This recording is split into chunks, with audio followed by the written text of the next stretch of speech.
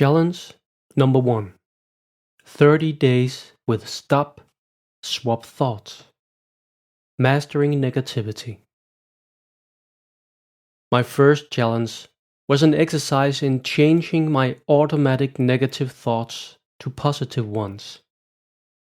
I was going to test what I practiced in my meditation out in the real world. The state of focus I reached in meditation was going to be brought into my everyday life. My negativity wasn't directed at my outside world per se, but at myself. In my mind, I complained about my life situation and about how shitty everything was. The idea of practicing being the positive version of myself came from Earl Nightingale's famous recording, The Strangest Secret in the World, where he challenged listeners to spend 30 days intensively changing a habit. I was now accepting that challenge. For 30 days, I was going to be aware of my negativity when I noticed it. I would focus on its positive opposite. Once I realized I had fallen into the habit of negativity, I was going to pat myself lovingly on the shoulder for noticing, and then I was going to try to let feelings such as gratitude, compassion, and forgiveness dominate. I would like to make clear that thinking and acting positively doesn't exclude feeling angry or frustrated or negative. You can't do that. And either is it advisable to try to do so, because fighting against these emotions make them grow in intensity. Believe me, you give life to what you fight against and what you focus on. As Carl Gustav Jung put it, quote, "What we resist persists," unquote. This wasn't going to be an exercise in suppressing negativity, but in becoming conscious of it. As part of the exercise, I realized that if I was feeling frustrated or angry, I needed to be aware of the cause and process it right now, right here. I couldn't drag it around with me for days on end. 30 days was manageable. My goal was to train myself to focus on what I want instead of what I don't want. Possibilities instead of limitations. I came up with this little game to play for the rest of the month. The Stop, Swap Thoughts game. Quite simply, every time I experienced something that had a negative tone, that is, when I decided something was bad, wrong, stupid, annoying, irritating, or shitty, I was going to notice it. And within 5 seconds, do a 180. Turn my view of the situation around from being something negative to something being positive. I had to practice turning my focus toward positivity. For example, on the way to the canteen. It's raining. Stop. Swap thoughts. 1, 2, 3, 4, 5. Better a light drizzle than a thunder shower. Wait! The bus pulls away from the stop 3 minutes early. Damn! Now I'll have to wait half an hour for the next stupid bus. Stop. Swap thoughts. 1, 2, 3, 4, 5. Great! Now I have half an hour more to enjoy the sun and listen to my audiobook before I get home. I'm actually really grateful that there is a bus from work to home at all. It's so shitty that I can't drive anymore. Stop. Swap thoughts. 1, 2, 3, 4, 5. Okay. Well, at least I can always drink myself under the table at parties. I can't be the designated driver. He sounds like an idiot. Stop. Swap thoughts. 1, 2, 3, 4, 5. He's not an idiot. He just has a different point of view on the situation than I do. You get the idea. I quickly discovered that There's always something positive to be found in the negative, and I amused both my family and several colleagues with this way of responding. My boys started calling me their hippie dad. Several people have asked me how can they suddenly decide to look positively at situations if that's not how they feel. Make no mistake, that is what it was like for me at the beginning of my 30-day stop, swap thought game. It felt wrong at first. It was artificial and awkward, but I had arrived at the realization that I could wait all my life for happiness and joy to come along, but they never would if I didn't take the first step toward them. So that's what I was doing now. If you think you're going to have a bad day and you immediately feel sad at the thought, your day will most likely be bad. But if using your focus and your will, you send a clear and direct order to your subconscious mind that today you feel strong, powerful, and full of energy and joy. Your brain will secrete neurotransmitters that can make you feel just that. Your body language and your attitude can help you become an alchemist of your mind, influencing which neurotransmitters your brain releases. This allows you to greatly affect your mood, help yourself forward, and not drag yourself down. I have many experiences and examples from my 30-day stop, swap thoughts game, and I'd like to describe a few of them for you. When I embarked on this challenge, I was sad and bitter that I had to spend 3 hours every day on a bus. It was so frustrating, and I complained to myself every morning about no longer being able to drive. I felt humiliated, standing there in the pouring rain, waiting for the bus with a bunch of teenagers while my neighbors drove by us in their comfortable cars. My ego had taken a hit. But I had started my Stop, Swap Thoughts month, so I had to figure out how to activate my Stop, Swap Thoughts game. 1, 2, 3, 4, 5. Morten, you have an hour and a half before you get to work, and until then you can relax and enjoy your own company. When do you ever have time for that? Almost never. Aha! I could use this precious bus time to listen to audiobooks and meditate. Something I had difficulty finding time for. Wow! Taking the bus became a gift and an advantage. And when colleagues or neighbors offered me a lift, I actually declined because my bus time was now my best time of the day. I changed my perspective, turned a negative judgment of a situation in my life into a positive one. I hadn't changed the situation itself, I had changed my view of the situation. I had that power, and the choice was mine. I started to notice something else. When I waited for the bus, and it was 12 minutes late than usual, the voice appeared again. Stupid bus! It's always late. I stood constantly checking my watch and stop, swap thoughts.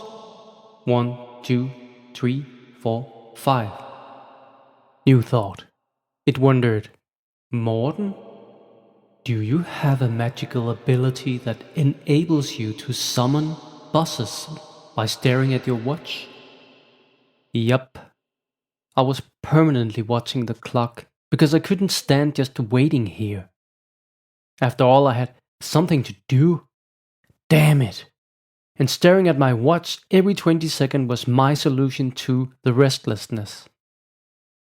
So, I made a new rule. From the second I left home each morning, there was no checking my watch. After all, I knew that if I left at the right time, I would arrive in time for the first bus, and then there was nothing I could do to affect the flow of public transport. It just happened, and nothing I did would make any difference to it. Can you do something about it? No? So why worry? I began to observe the world around me instead, and one day when I was just observing, The wind caught hold of a small pile of withered leaves that had been lying on the sidewalk. They danced around in a beautiful spiral, swirling faster and faster, as if carried by an invisible force. They took off from the ground, and then the bus came.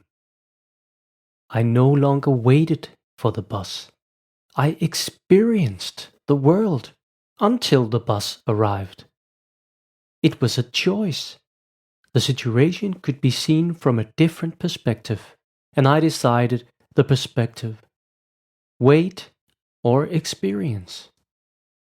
Another positive effect soon emerged. One day, as I was waiting for the bus, a 20-minute wait, the voice began to grumble again.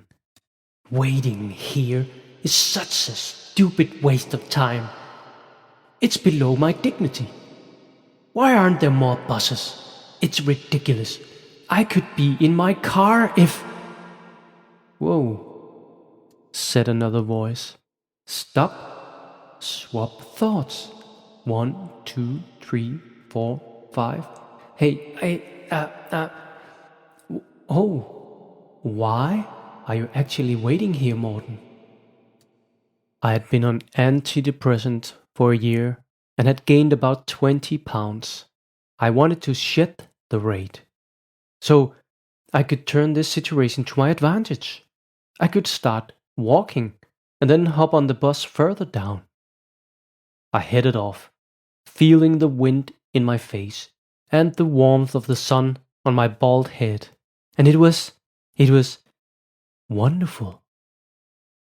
When I got to the next stop, I looked at the bus stop and all the people standing with their noses in their cell phones. Why don't you just keep going, Morten? I decided to walk on. It was about 4 miles, a perfect way to lose weight. It was amazing. I felt in control of my situation and that I was seeing possibilities where before I saw limitations. That I wasn't defeated by negativity and sulking. I felt lucky to have discovered so much quality time in being cut off from my car.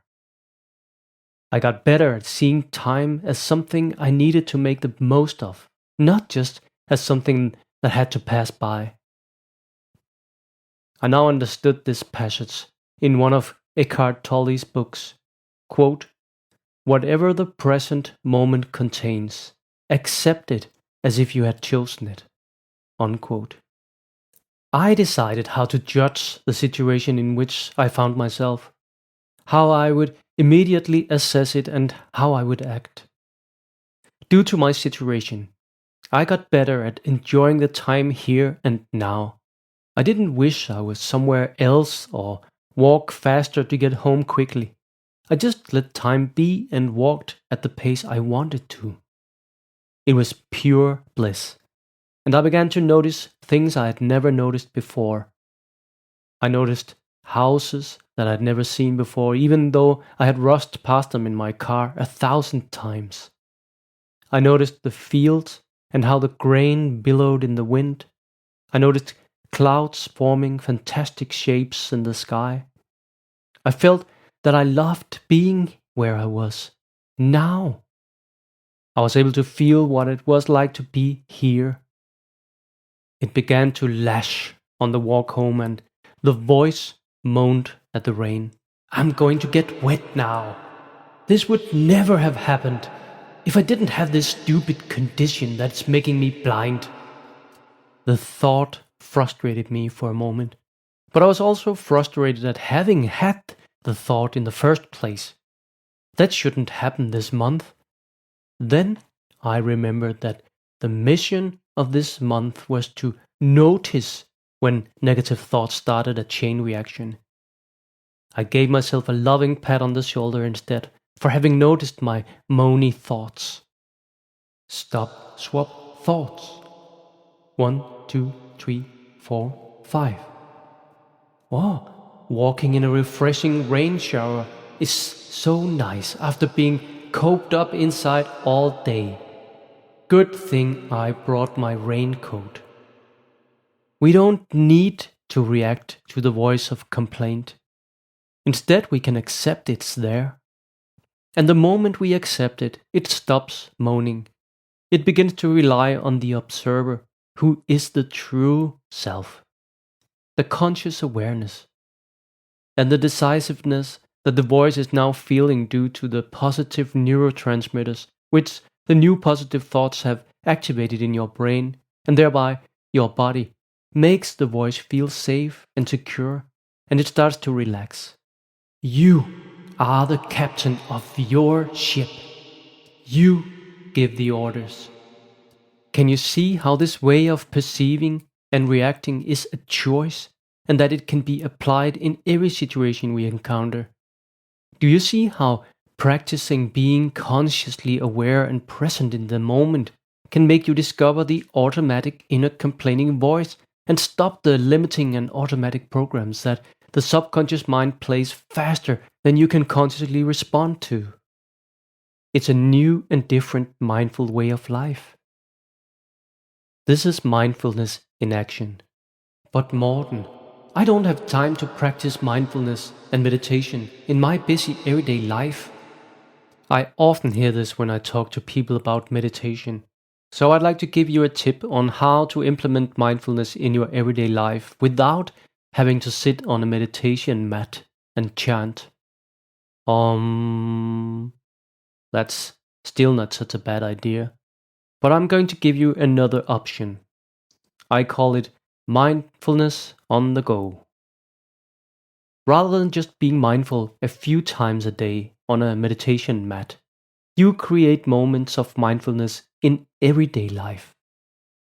One day when I was about to enjoy an afternoon bread roll with a cup of coffee, I decided to turn it into a mindfulness exercise. It was a tip from Eckhart Tolle's book, The Power of Now. I buttered my roll and sat down at the table. I was going to be completely present as I ate the roll. But my autopilot had other plans. 4 seconds after I had settled down, my hand reached out automatically for the TV remote control. I stopped the impulse and regained my focus. The next impulse came just seconds later, when my other hand reached for my iPhone. Again, I stopped the autopilot and regained my focus. I smiled and took a deep breath, picked up the bread roll and noticed how weird it actually felt. I had never thought about it before. The crust was crunchy, crispy, but a little soft at the same time. I lifted it up to my mouth and took a bite. I now had a large piece of roll in my mouth and started chewing. I chewed, and a thought came to me. I had never before thought about the huge lump of flesh in my mouth, my tongue, spurting around in my mouth as I chewed, right next to an army of razor-sharp teeth that could bite the lump at any time. But it never happened. My tongue was in complete control of what it was doing without my conscious mind needing to interfere. Now that my conscious mind was interfering, I could feel that if it kept interfering, if it thought it could do better than the autopilot, it would probably go horribly wrong at some point. My body was in complete control of the process. It had done it 1,000 times before. I suddenly felt gratitude for my amazing body that could do all this automatically. Now came the next discovery, another little miracle. My tongue did something else too. I noticed that one side of my mouth ran out of bread every so often. And then what? Yes, my tongue rolled automatically from one side of my mouth to the other, carrying the bread with it. Now there was an equal amount of food on each side again. It happened automatically, and I was absolutely intrigued by the ingenuity of the body. Then came the next phase of the experience. The first bite of the roll had been chewed into a clump that now needed to be sent further along the system. So my throat automatically made a swallowing movement, and the food moved further back in my mouth. And what?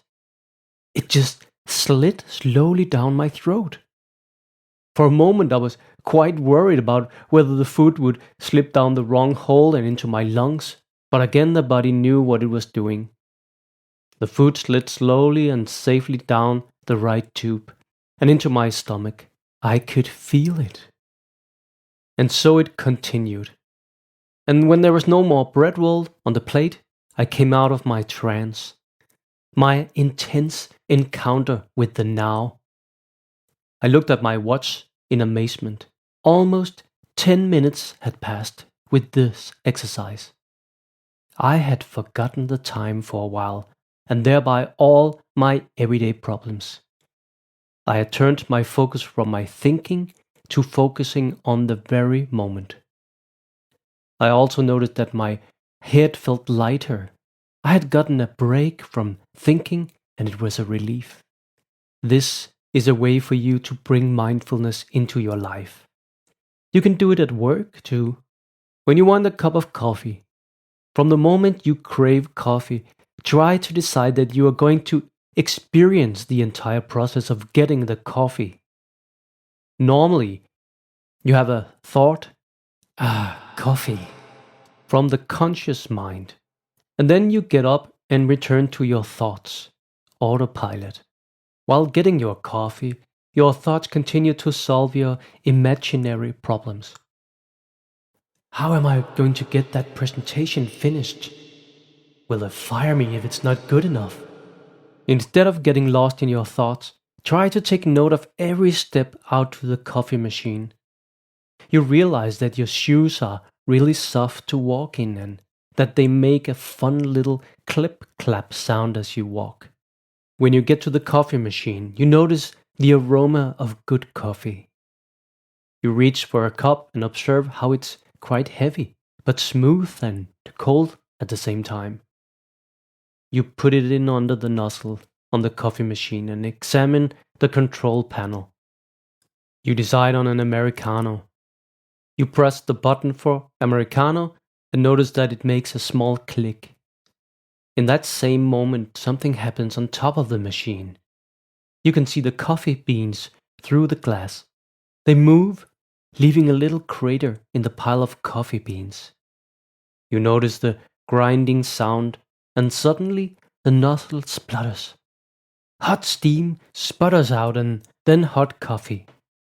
You notice the sound of trickling liquid and feel the hot steam.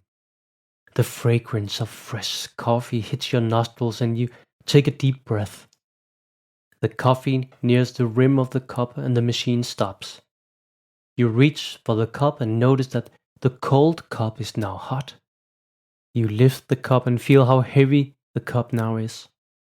You lift it to your face and feel the hot steam against your skin.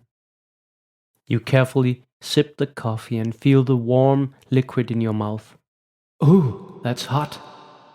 You taste it and wonder why you really like this bitter drink at all. This is another break from the thought prison. Again, 10 minutes have passed in which you have forgotten the, in quotation, real world. But can you now see that you actually forgot the imaginary world and experienced the real world? The only thing that was real when you had your coffee and bread roll experience was the experience in the present. Thoughts were the unreal world. But this is what we most often call reality, because problems often arise in thoughts. Can you remember my experience of giving my lecture at Novozymes? The reality I had predicted never came to pass. After these mindfulness breaks, it is as if your system has restarted. Your inner interpreter is reset. I have often found that problems that seemed unsolvable before taking a break from thinking were suddenly mere trifles afterward. They were something that occupied my thoughts, and when I viewed them from a different angle, a different perspective, they suddenly weren't so problematic after all. You can create these moments of mindfulness for yourself throughout the day. Make it a habit to never wait in a queue. Instead of waiting, you can decide to experience. Notice what's happening in your body. Smell, see, and listen to what's happening around you. Experience the moment instead of complaining about the long queue. Maybe you'll develop the same relationship with queues as I have, and experience them as fantastic possibilities to be present in the now, and thereby silence the inner complaining voice cursing the supermarket for not having more checkouts open. Whether a situation is good or bad is your choice. You decide. So why not create a positive situation? Well, to get back to my walk. When I arrived home in rain-soaked clothes an hour later, I was on a total high. I skipped through the door and gave Mette a big kiss and both my boys a long hug. Life was amazing, and I had completely forgotten to appreciate it. It dawned on me that I had spent my entire life in the fast lane. I had never stopped to look at life. There was always something that had to be done, and I always had to be somewhere, preferably quickly. I wasn't experiencing life. I was rushing past it. I experienced changes at work too. When I found myself in situations that I had been stressed about before, I was able to take a deep breath and look at the situation from a distance, rather than get lost in impulsive worries. I also discovered that I could influence the culture at work with my new way of behaving. One day, for example, I entered the meeting room where a black cloud seemed to be hanging over everyone. There was a pressurized atmosphere, and when I asked why everyone looked so bleak, a storm of curses hit me. The campaign we had been working on for months was to be drastically changed, completely overhauled, in fact. And then came a string of profanities over how stupid management was and how everything was shit. I stood for a moment and took notice. I could feel the resentment at this news brewing in me. But then I stopped and brought my attention to my body. Stop, swap, thoughts. 1, 2, 3, 4, 5. Then it was as if a stream of energy was flowing through me, and my whole body was restarted, and so was my perception of the problem we were now facing. In a moment, I could feel my breathing, my heart, my feet against the floor, and I felt happy that I was standing here and experiencing this. I understand this is hard to fathom.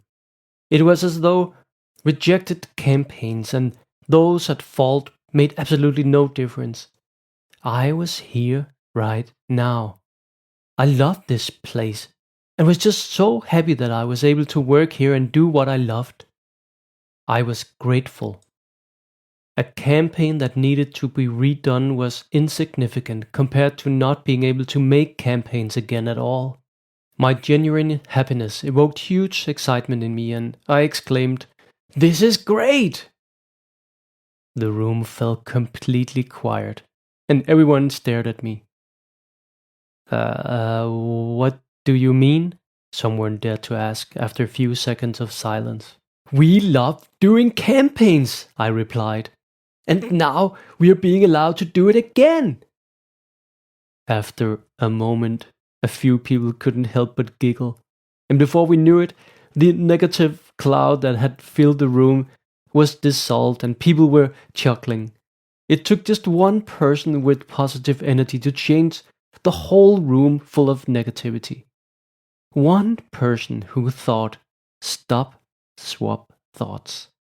It was magic, and I was the magician. Another way to experiment with this new role was by trying to look and smile at people I came across. It was ironic, to say the least, because I had learned that for years I had been ignoring over half of all the people I passed by. In my defense, I couldn't see them. But they couldn't know that by looking at me. It just looked like I was ignoring them.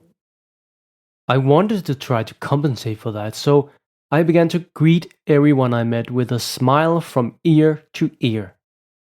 It really confused some of my colleagues. I was amused to arrive at work in the morning and greet my work partner with the biggest smile I could muster. The effect was so funny. "Hello, Simon!" I said, making Simon look at me in wonder at first, not quite knowing what to say. I'd never done this before, so he eyed me with uncertainty, and then he looked himself up and down as if there was something with his clothes. What's wrong?" he asked. "Nothing," I answered. "It's just a beautiful morning and I'm glad to see you." He hadn't a clue what was going on, but he couldn't help but smile broadly back at me. Discovering the effect I could have on other people simply through my behavior was yet another aha moment for me. Yet another new routine or habit was formed during this month. I noticed that every night when I crawled into bed and tried to fall asleep, the voice was extremely active as I reflected on the day. Today was a bad day. I didn't see the full glass and knocked it over, spilling it all over my MacBook. My stupidity upset and annoyed me. I'm a damn fool. Stop. Swap thoughts. 1, 2, 3, 4, 5. Does thinking like this help you, Morten? How do you feel? I could feel I was saddened by the thought of my stupidity, but it hadn't really been a bad day. Then I had another thought. Why am I worrying about this? I have insurance that pays. I thought of Metta's reaction when I told her about my accident. She had said, "Stop thinking about it, Morten. It's what it is, and I think you're handling your disability really well." I thought about how lucky I was to have her. She's amazing, and I'm so lucky to have her in my life. From feeling stupid, I suddenly felt lucky. Once again, I had changed the thought and thereby changed my view of the day I just had. I now felt love instead of sadness. Now that I thought about it, it had actually been a good day. I decide. When you direct your focus to where you want it before you fall asleep, something happens in your body too. When you give your body a positive thought and feeling before sleeping, you take that chemistry with you into your sleep. It's the signal you send to your subconscious mind, and it's what it ruminates on during your sleep. You can do another thing too. Before you fall asleep, you can make a decision. Ask yourself, what is the first thought I'd like to have tomorrow morning when I wake up? You may decide that your first thought should be to have a great day with your colleagues because you are going to brainstorm a new campaign. You could imagine how you all enjoy yourselves as you come up with a cool idea for the campaign. You could imagine what it feels like when you get the idea, and this is then the command you've given your subconscious mind for when you fall asleep. It'll continue to work on it while you sleep because the subconscious is always working. Normally, when you wake up, you may think, "I can't take another day of sitting on that bus." But now you wake up with a goal for your day instead. A fantastic day is ahead of you. Developing a campaign with your amazing colleagues. You jump out of bed because you know exactly how it's going to feel when you crack it. 9 times out of 10, that's the day I end up experiencing because I've programmed myself to create it. I create it with my intention and my decisions in the present. I create my day. You may be thinking, isn't there a risk of disappointment and feeling defeated if all these ideas and good intentions fail to materialize? There is, but only if you haven't made the deal that I made with myself before starting the 30-day challenge. I convinced myself and promised myself that I would always be my own best friend during this process. I was going to accept myself exactly as I was. I put myself in a position where I couldn't lose. I could only win. The attempt alone already made me a winner. It was my safety net, and so I had nothing to lose and everything to gain. Quite simply, I found a new best friend this month. Myself. With a mindset focused on thinking positively and a mentality that it would go well as long as I did my best, the inner voice began to change how it spoke to me. Instead of scolding me and speaking derogatorily to me, it spoke encouragingly and appreciatively to me. It didn't just happen by itself. No, it happened because I was aware and observed my self-talk, like a kindergarten teacher keeping an eye on the tone of the playroom and gently and kindly reminding the children to talk nicely to each other as they play. I reminded myself to speak nicely to myself in my mind in just the same way. I was mindful of my own thoughts and self-talk. I no longer tolerated the harsh tone my inner voice used towards me. Now the inner voice said, "Well done, Morten. You're so good. I'm so proud of you for what you just did." And when I talk about a voice speaking to me, it is of course the good old ego, formed by years of habitual negative thinking. My experiment created a new breeding ground for a new mentality in me. Once I discovered that focusing on the positive helped me in every aspect of my day-to-day life. Life became more fun and easier to live. I stopped imagining disaster scenarios and I worried less about the future. I also put an end to drawing too much on past experiences. The entire experiment was self-reinforcing. The more affirmative experiences I had in thinking positively, the more it encouraged me to keep going. At one point I came to think of Ole Henriksen, the famous Danish skin cosmetician, who always seemed overly happy. I remember thinking that level of happiness had to be put on. No one could possibly be as happy as he always seems to be. And then I realized that was probably how my colleagues experienced me when I kindly and definitely tried to swap myself to positive shortcuts in so-called crisis situations at work. My old core beliefs were battling with my understanding that I could be positive and happy because it meant changing the way I saw the world. All behavioral changes are an attack on our habit-fixated ego. An ego shaped by the past that over time affects the subconscious mind. You probably remember that the subconscious mind doesn't voluntarily change its old programs. Repetition or solid awareness is needed to change them. And in those 30 days, I felt I was able to challenge my old core beliefs as long as I kept my resolve and focused on it. The 30 days taught me that I always have a choice. Whether something is good or bad is my choice. I had never realized that before. I was always quick to decide whether something was good or bad. And once judgment was passed, that was the end of that discussion. Now I experience that I myself decide how to categorize a situation. And I also discovered that it's me who decides whether my life is bad or good, whether losing my eyesight is good or bad. It's all a matter of perspective.